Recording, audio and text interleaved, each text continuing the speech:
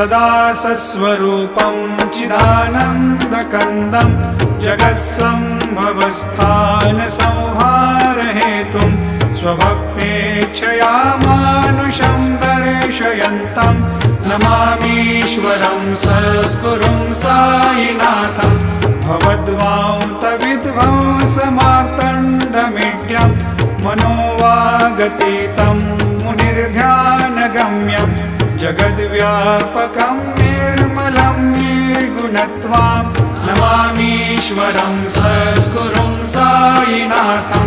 भवाम्भोधिमग्नार्दितानां जनानां स्वपादाश्रितानां स्वभक्तिप्रियाणां